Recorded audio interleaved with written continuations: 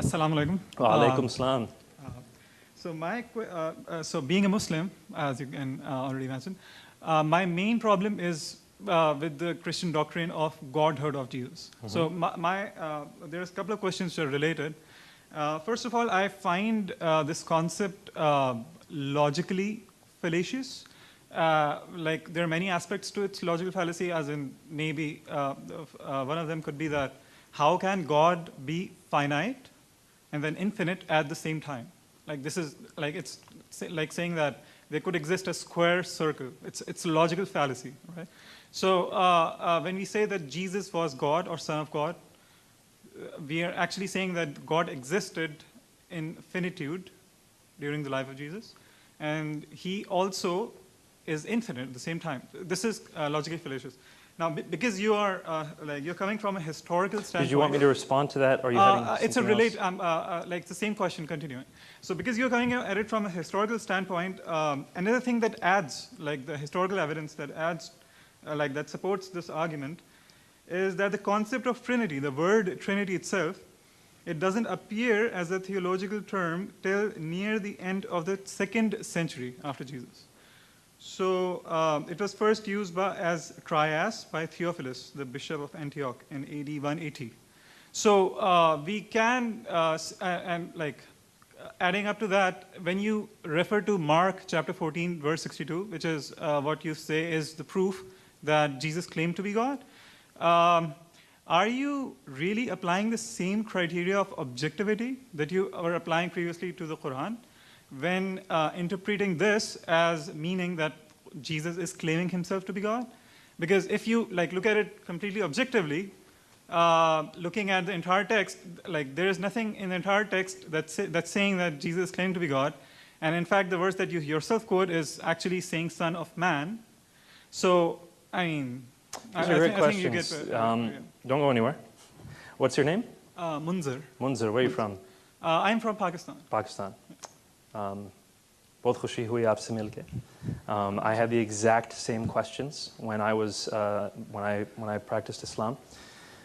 What I want to point out is that first and foremost, what we have to see is what Jesus claimed for himself. Now, the secondary stuff that follows, the theological unfolding or unpacking of what he said, we can spend years and years debating what it means. But what did he say about himself? That's the first thing we want to look at.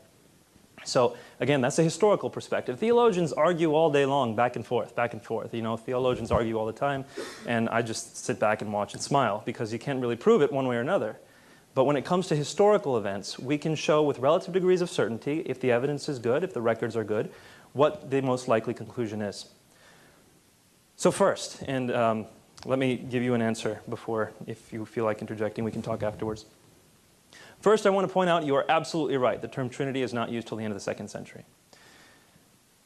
What is the doctrine of God called in the Quran? In Islam, what is the doctrine of God called? Tauhid. Tauhid. Is that in the Quran?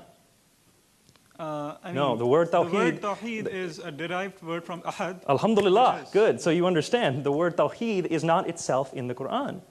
In the same way, the word Trinity is not itself in the Bible. This doesn't pose a problem. The Shahada is not found in the Quran. You have the components of the Shahada in the Quran, but you do not, you do not have La ilaha illallah Muhammad Rasulullah in that way found in the Quran. The components are found in the Quran. With the Trinity, the components are found in the Bible. So, the word Tawheed does appear in the Hadith. Oh, that's great, but it's not in the Quran. Narrations of the Prophet. And the Hadith is much later. So we're looking at you asked for the Bible, and we have within the early canonical tradition, people calling God a Trinity in the early canonical tradition. In fact, much closer to Jesus' time than the Hadith were to Muhammad's time. So whichever way you stack it, when you're consistent, you end up with a stronger case for the Trinity, for Jesus' deity. Now I want to continue on to your next part of your question, which is Jesus finite or infinite? The argument is that Jesus is, actually I'm going to pose it in a slightly different way. Can Allah come onto this world if He wants? Can He be in this world if He wants? I wouldn't think so. You wouldn't think so. So Allah's omnipotence is limited. He can't come onto this world. It's like basically Allah Ta'ala cannot do logically fallacious thing. Like he cannot create a square circle, right? Because that's something logically But fallacious. how do we there know are that's what certain this things is? that Allah But cannot how do we know that's what this is? Because, for example, in Surah Al-Imran, when Allah is talking to Moses, it says in Surah Al-Imran, I think it's Surah Al-Imran, it might be Surah 18, but double check, that Allah, as He spoke to Moses, Allah was in the bush. Allah was in the bush. So if you want to say that meant something else, well, you're going to have to argue with the Quran on that one. It seems to be pretty clear that Allah can emanate His voice from a physical place. He can be in a physical place in a sense. In the same way, I don't believe that God coming to this earth limits His omnipotence. It's not a limitation of His omnipotence. Jesus has taken on flesh. God the Father is still everywhere. God, Jesus, the Son, is here on this earth. It's a limitation in that sense, but it's not a limitation of His nature. He is both the divine and human nature. That's the argument. Now, I want to talk about briefly, and then we're going to have to go to the next question, but let's talk afterwards for sure. You asked about the Son of Man. You said He's not calling Himself the Son of God, He's calling Himself the Son of Man. I'm emphasizing to you, my friend, when this hit me, again, while I was practicing Islam, when this hit me, it hit me like a bolt of lightning. The claim Son of God, according to Jews at that time, was not anything divine. Adam was called the Son of God. Solomon was called the Son of God. In the Psalms it says, you are gods. It's not a divine claim to call someone a son of God. But when someone refers to that Son of Man coming on the clouds of heaven, who's going to receive glory, authority, and sovereign power, and people of every nation and language are going to worship Him with the worship due only to God, that Son of Man is more than just a human. He is divine.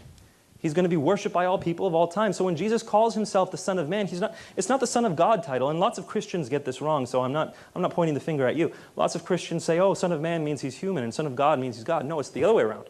In the Jewish context, Son of God was a normal human title. Son of Man, from Daniel 7, that was something divine. Go back and read Daniel chapter 7. See that this man is worshipped by all people from all eternity. This man, or one who looks like a human anyway, is worshipped by all people alongside of God the Father. That's the one Jesus is claiming to be. Definitely understand that point that I'm trying to make. And so when you see that Jesus' claim is found there in Mark 14:62, it's found in all the Gospels, and every time Jesus uses the term Son of Man, He's alluding to that.